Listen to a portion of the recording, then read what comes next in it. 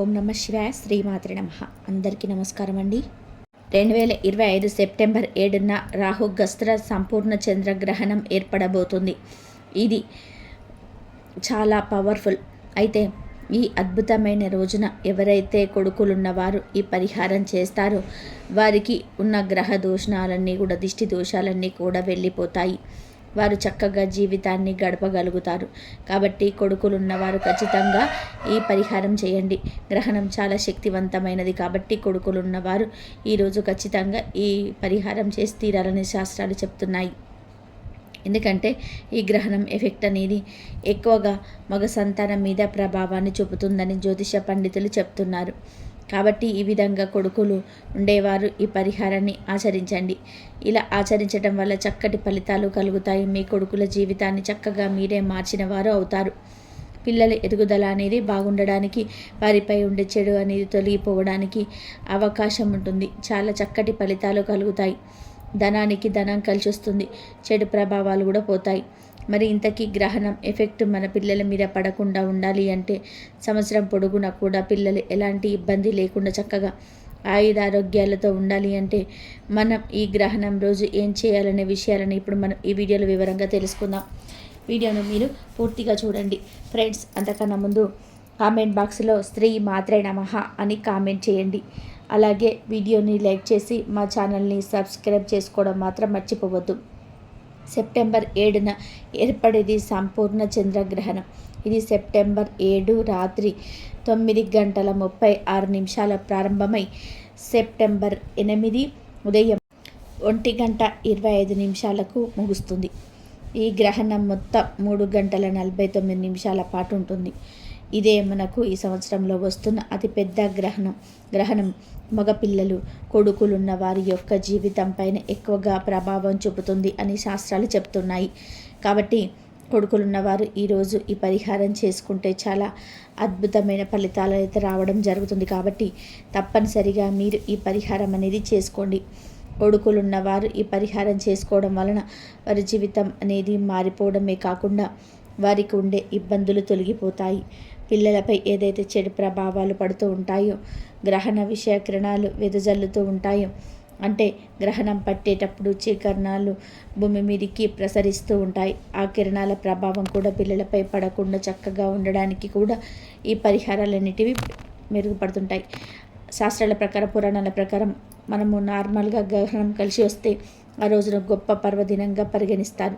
అంటే పౌర్ణమి మంచి తిథి అయినప్పటికీ కూడా గ్రహణాన్ని మనం అపశకనంగానే భావిస్తాము. అంటే శకనంగా భావిస్తాం. కాబట్టి మనం ఈ రోజున పరిహారాలు చేసుకోవాలి. నార్మల్గా గ్రహణం అనేది చాలా శక్తివంతమైనది. కాబట్టి మనం ఈ రోజున పరిహారాలు చేసుకోవాలి. నార్మల్గా గ్రహణం అనేది చాలా శక్తివంతమైన రోజు. కొందరు దీనిని మంచి రోజుగా పరిగణిస్తారు, కొంతమంది చెడుగా పరిగణిస్తారు. చెడు అనేది ఖచ్చితంగా జరుగుతుంది, మంచి అనేది కూడా అంతే జరుగుతుంది. 50% మంచి జరుగుతుంది, 50% చెడు జరగడానికి అవకాశం ఉంటుంది. చాలామంది గ్రహణం వచ్చిందంటే చాలా సంతోషపడిపోతుంటారు. ఎందుకంటే ఆ రోజున చెడును తీసేసుకొని మంచిని తెచ్చిపెట్టుకోవచ్చు, దిష్టి దోషాలను తొలగించుకోవచ్చు, అనేక రకాల పరిహారాలు చేసేసి చక్కగా ఫలితాన్ని పొందవచ్చు అని భావిస్తుంటారు. కాబట్టి గ్రహణం పూర్తయిన తర్వాత చక్కగా మీరు గుర్తుపెట్టుకోండి, మీకు దగ్గరలో ఉండే శివాలయానికి వెళ్ళేసి లేదా అమ్మవారి ఆలయానికి వెళ్ళి శివుడికి లేదా అమ్మవారికి అభిషేకం చేయండి. మీ పేరు మీద పూజ చేయించుకోండి. ఇంకా ఈ గ్రహణ సమయంలో గర్భిణీ స్త్రీలు చాలా జాగ్రత్తగా ఉండాలి. గ్రహణ సమయంలో గర్భిణీ స్త్రీలు చక్కగా కదలకుండా ఒకే దగ్గర కూర్చొని ఉండిపోవాలి. నార్మల్గా మన పూర్వకాలంలో మన పూర్వీకులు ఏం చెప్పేవారు అంటే, గ్రహణం పట్టేటప్పుడు ఆడవారు అంటే ప్రెగ్నెంట్గా ఎవరైతే ఉంటారో గర్భవతులు వారు జడ కూడా ముడి వేసుకోకూడదు, జడకు లబ్బర్ కూడా పెట్టుకోకూడదు, నిటారుగా అంటే స్ట్రేట్గా అలా పడుకొని ఉండిపోవాలి అని చెప్పేవారు. స్విచ్ వేయటం కానీ, కత్తిరే కట్ చేయడం కానీ, ఏదైనా కానీ, బిందెలపై మూతలు పెట్టడం కానీ, ఏదైనా వంట చేయడం కానీ, లేదంటే చీపురును పెట్టి ఊడ్చడం కానీ, ఇలాంటివి చేస్తే పుట్టే పిల్లలపై గ్రహణ ప్రభావం పడుతుందని ఒక భావన అప్పటి నుంచే ఉంది. అందుకే ఇప్పటికీ కూడా మన అమ్మలు కానీ, అమ్మమ్మలు కానీ, లేదంటే మన అత్తలు కానీ ఇలాంటి పనులు చేయనివ్వరు. ఎందుకంటే పిల్లపై ప్రభావం పడుతుందని నమ్ముతూ ఉంటారు. గ్రహణ దోషం అనేది పిల్లలకు తగులుతుందని ఒక భావన. కాబట్టి గ్రహణం పట్టేటప్పుడు గర్భిణీ స్త్రీలు అయితే ఇంట్లో నుంచి బయటికి రాకండి. చిన్నపిల్లలు అయితే ఇంట్లో నుంచి బయటికి రాకండి. గ్రహానికి నియమాల గురించి కొంతమందికి తెలుసు, అయినప్పటికీ కూడా పొరపాట్లు చేస్తూ ఉంటారు. మనం పొరపాట్లు చేస్తుంటాం, కానీ మన పిల్లల జీవితాంతం ఆ నరకాన్ని అనుభవించవలసి వస్తుంది. కాబట్టి జాగ్రత్తగా ఉండండి. ఈ యొక్క గ్రహణం చాలా కీడుతో వస్తుంది. ఈ గ్రహణం, ఈ పౌర్ణమి రెండు కలిసి రావడం కొంచెం కీడు కలిగిస్తుంది. దీనివల్ల మగపిల్లలకి కీడు జరుగుతుంది. కాబట్టి మగపిల్లలపై చెడు ప్రభావం లేకుండా, ఆ పిల్లలకు ఎలాంటి ఇబ్బందులు కలగకుండా ఉండాలి అంటే ఈ పరిహారాన్ని చేయాలి అని శాస్త్రాల్లో చెప్పడం జరుగుతుందన్నమాట. అదేనే కాదు, పిల్లలపై ఏదైనా చెడు ఉందనుకోండి, నెగిటివ్ ఉందనుకోండి, దాన్ని కూడా తరిమి కొట్టడానికి పరిహారం పనిచేస్తుంది. మా పిల్లలు ఇబ్బంది పడతారు, అన్నం తినరు, స్నానం ఎక్కువగా సతాయిస్తుంటారు, ఎప్పుడు చూసినా ఏదో ఒక రకంగా సమస్యను క్రియేట్ చేస్తుంటుంటారు, పిల్లల వల్ల మేము చాలా అలసిపోతున్నాం, ఏం చేయాలో అర్థం కావటం లేదని మీరు బాధపడుతున్నా, ఇబ్బంది పడుతున్నా చక్కగా ఈ పరిహారం చేసుకోండి. ఇంత పెద్ద పిల్లలకైనా సరే ఈ పరిహారం చేసుకోవచ్చు, చిన్నల పిల్లలైనా సరే చేసుకోవచ్చు. అసలు ఏం చేయాలి అంటే, ఒక చెంబులో నీటిని తీసుకోండి. నీళ్ళని తీసేసుకున్న తర్వాత అందులో కుంకుమను వేసేసి, అందులోనే కొంచెం ఆవాలు ఒక 2 లేదా 3 ఎండు మిరపకాయలు వేసి, ఆ నీళ్ళను చెంబులో తీసుకొని ఎడమ చేతితో పట్టుకొని చక్కగా మీ కొడుకుని ఇంటి బయట ఒక చోట కూర్చోబెట్టి తల చుట్టూ 2 సార్లు తిప్పేసి ఆ నీటిని బజార్లో పోసేయండి. అంటే మనకు రోడ్డు ఉంటుంది కదా, మెయిన్ రోడ్లు ఉంటాయి కదా, ఆ రోడ్డు మీద పోసేయండి. ఆ నీటిని వేరే వారు తొక్కినా మీకేమీ సంబంధం లేదు కనుక ఈ నీటిని తీసుకొని వెళ్ళి రోడ్డుకి ఒక సైడ్న పోసేయండి.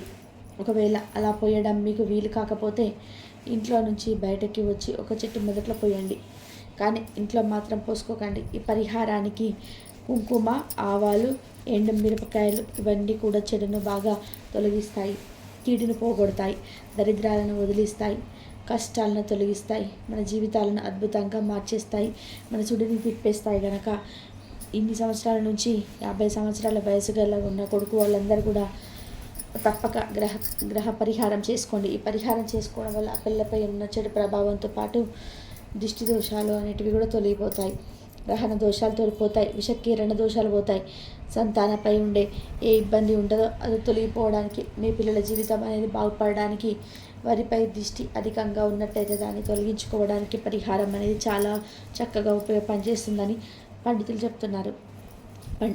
తిథి వారి నక్షత్రం బాగా కలిసి వస్తుంది కాబట్టి పరిహారం చేసుకోండి.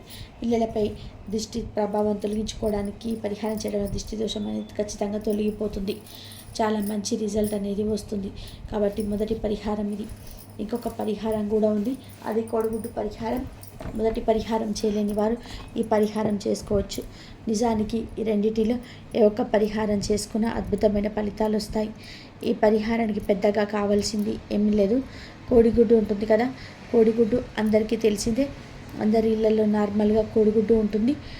ఒక 5 రూపాయలు పెడితే వస్తుంది. దాన్ని మనకు ఎంత లాభం ఉంటుందో తెలుసా, మనం ఎన్ని లాభాలను పొందగలుగుతామో తెలుసా. పిల్లలకి చెడును తొలగించుకోవడానికి కోడిగుడ్డు చాలా చక్కగా ఉపయోగపడుతుంది.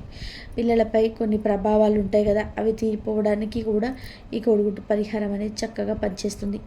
పిల్లలపై ఎలాంటి ఇబ్బంది ఉన్నా, గ్రహ దోషాలు పడినా సరే దాన్ని తొలగించుకోవడానికి కూడా ఈ పరిహారం అనేది చాలా బాగా ఉపయోగపడుతుంది. కోడిగుడ్డు అనేది చాలా శక్తివంతమైనది. కోడిగుడ్డుల వల్ల ఎల్లోగా ఉన్నప్పటికీ కూడా బయట మొత్తం తెలుపుగా ఉంటుంది.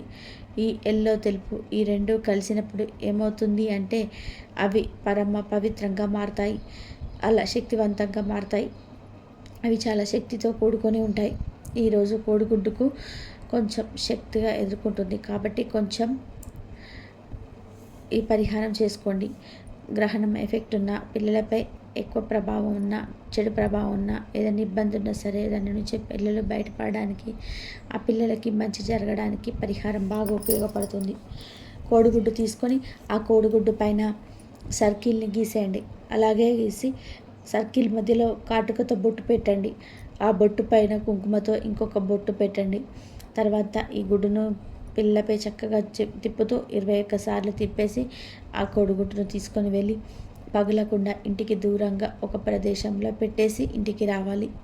ఇలా రావడం వల్ల ఏం జరుగుతుంది అంటే పిల్లలపై ఏ చెడు ఉన్నా చెడు ఆవహిస్తుందని ఒక భావన మనలో ఉన్న దాని నుంచి కూడా మనం బయటపడడానికి అవకాశం ఉంటుంది.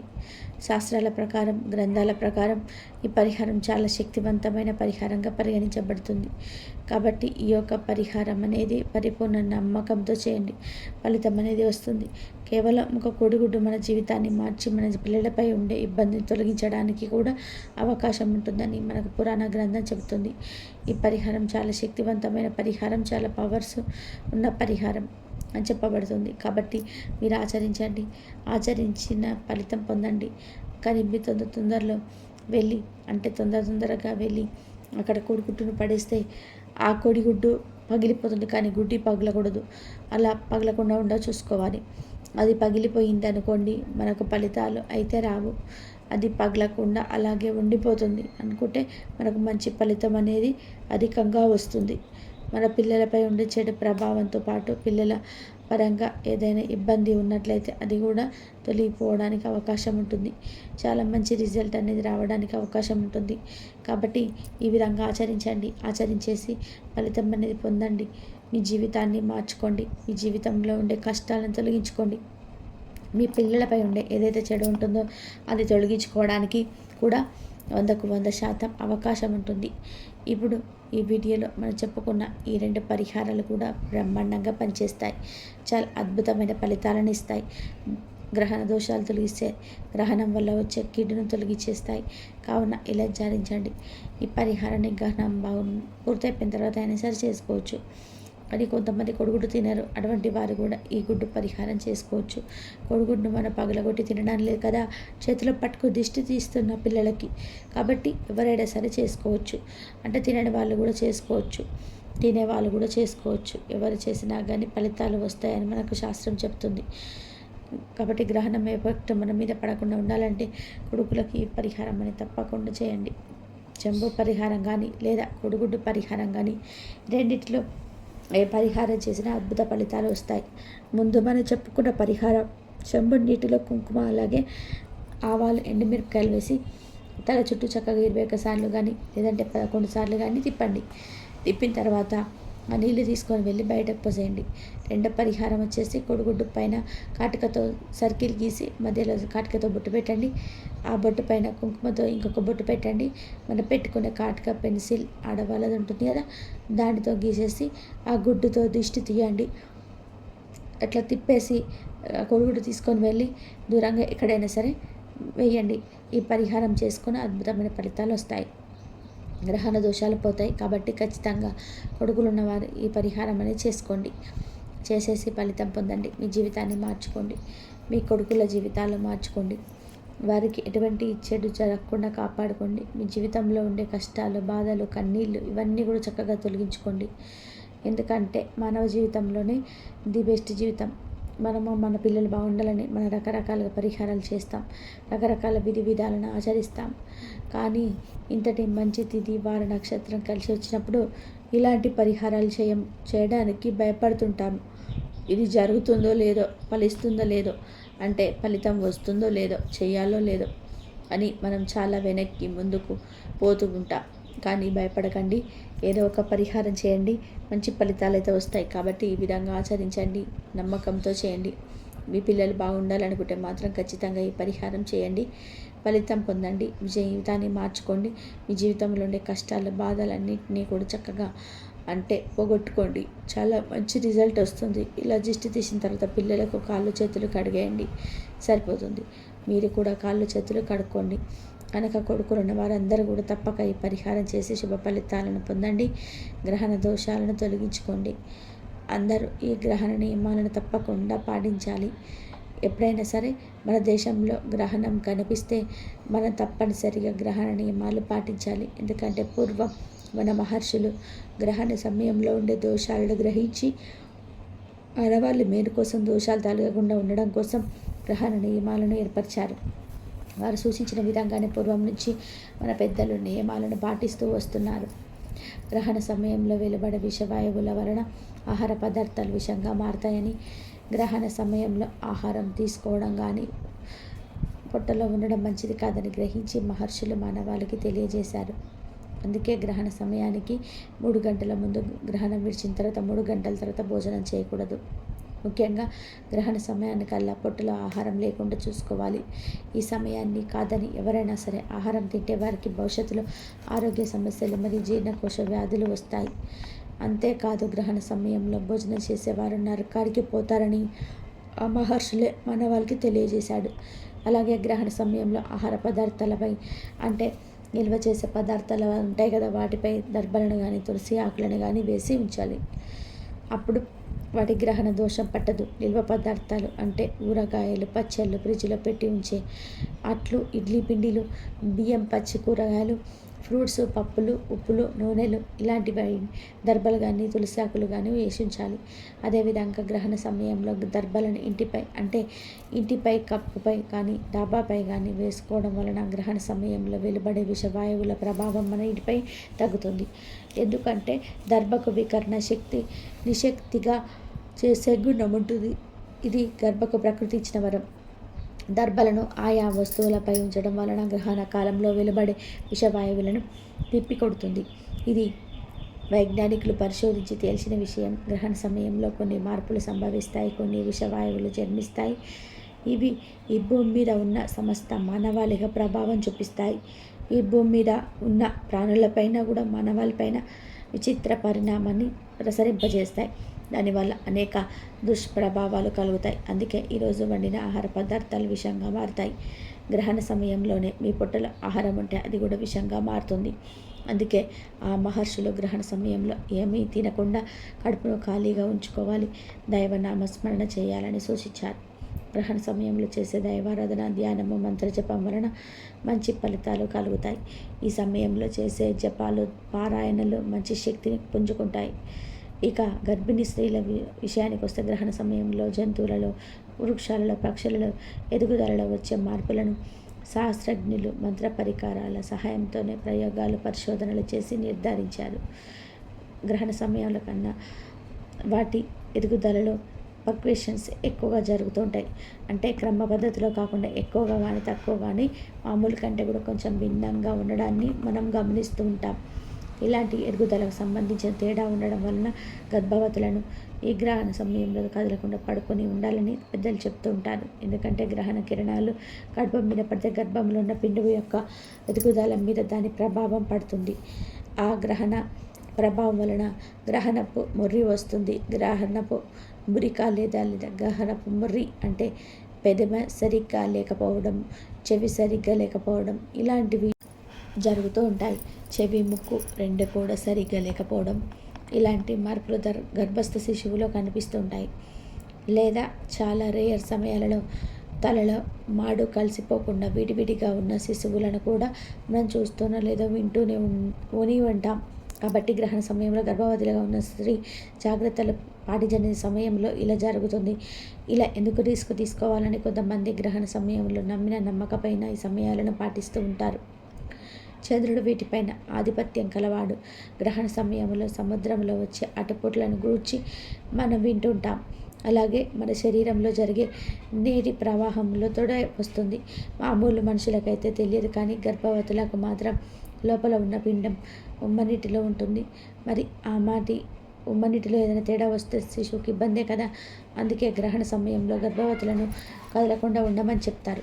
ఎందుకంటే గర్భంలో ఉన్న పిండం మెరుగుదల మీద ఈ గ్రహణ ప్రభావం పడుతుంది. కాబట్టి ఇక మామూలు వారు గ్రహణం ఎప్పుడు ప్రారంభమవుతుందో సమయానికి స్నానం చేసి కూర్చొని ధ్యానం చేసే అద్భుతమైన ఫలితాలు పొందుతారు. కాబట్టి గ్రహణ సమయంలో ఈ నియమాలన్నీ కూడా పాటించాలి. ఈ పనులు అసలు చేయకండి. గర్భిణీ స్త్రీలు గ్రహణ సమయంలో బయటికి రాకూడదు. అలాగే గర్భిణీలు ఈ సమయంలో ఊరగాయలు కోయకూడదు. పూర్వపు రోజుల్లో అయితే పొయ్యిలో పుల్లలు కూడా పెట్టేవారు కాదు. అలాగే గ్రహణ సమయంలో ఆహారాన్ని కూడా తినరాదు. గ్రహణ సమయంలో భార్యాభర్తలు కలిస్తే పురుగు జన్మిస్తుందని పెద్దల మాట. కాబట్టి గ్రహణ సమయంలో భార్యాభర్తల కలయిక నిషిద్ధం. కాదని కలిస్తే అనారోగ్యం ఉన్న పిల్లలు కానీ మంచి ప్రవర్తన లేని పిల్లలు కానీ పుడతారు. అలాగే గ్రహణ సమయంలో ప్రయాణాలు చేయకూడదు. గ్రహణం తర్వాత మిగిలిపోయిన ఆహార పదార్థాలను, అంటే గ్రహణానికి ముందు వండి మిగిలిపోయిన ఆహార పదార్థాలు ఉంటాయి కదా, ఆ ఆహార పదార్థాలు తినకూడదు. అన్నం, కూర, చారులు, పెరుగులు, పాలు కూడా తినకూడదు. ఎందుకంటే గ్రహణం వలన అవి దూషితమవుతాయి. ఇక అవి తినడానికి పనికిరావు. వీటి మీద గరిక వేసినా కూడా గ్రహణ ప్రభావం పడుతుంది. తినడానికి పనికిరావు. కాబట్టి గ్రహణానికి ముందు వండి మిగిలిపోయిన పదార్థాలు తినకూడదు. అలాగే గ్రహణ సమయంలో గోర్లు కత్తిరించుకోవడము, జుట్టు కత్తిరించుకోవడము, షేవింగ్ చేసుకోవడము వంటి పనులు చేయకూడదు. అంతేకాదు గ్రహణ సమయంలో గొడవ పడడం, ఏడవడం, శాపనార్థాలు పెట్టడం వంటి పనులు కూడా చేయకూడదు. అలాగే గ్రహణ సమయంలో ఇంట్లో పూజ గదిలో తప్పనిసరిగా దర్భాలను ఉంచుకోవాలి. పూజ గదిని క్లోజ్ చేసి పెట్టుకోవాలి. గ్రహణం తర్వాత అంటే మరుసటి రోజు ఉదయం లేచాక ఇల్లంతా కడిగి పసుపు నీటిని చల్లి పూజ గదిని శుద్ధం చేసుకోవాలి. గ్రహణం తర్వాత మీరు ఉపయోగించే వాహనాలను కూడా కడిగి నిమ్మకాయలను కట్టుకోవడం వలన అపమృత్యు దోషాలు తొలగిపోతాయి. ఇవే గ్రహణం రోజు చేయకూడని పనులు, పాటించవలసిన నియమాలు. ఈ గ్రహణ నియమాలను తూచా తప్పకుండా పాటిస్తే మీకు మీ ఇంటికి ఎలాంటి గండాలు రాకుండా ఉంటాయి, గ్రహణ దోషాలు తగలకుండా ఉంటాయి. కాబట్టి అందరు తప్పనిసరిగా ఈ గ్రహణ నియమాలు పాటించండి. గ్రహణం రోజు ఎటువంటి తప్పులు చేయకూడదు. ఈ వీడియో కనుక మీకు నచ్చినట్లయితే ప్లీజ్ షేర్ చేయండి. అలాగే సబ్స్క్రైబ్ చేసుకోవడం మర్చిపోతూ. ఇంతవరకు చూసినందుకు ధన్యవాదాలు. కాబట్టి గ్రహణ నియమాలను పాటించి గ్రహణానికి మీరు ఏ సమయంలో అన్ని నియమాలన్నీ పాటించేసి ఈ పనులు అసలు చేయకండి. గర్భిణీ స్త్రీలు సమయంలో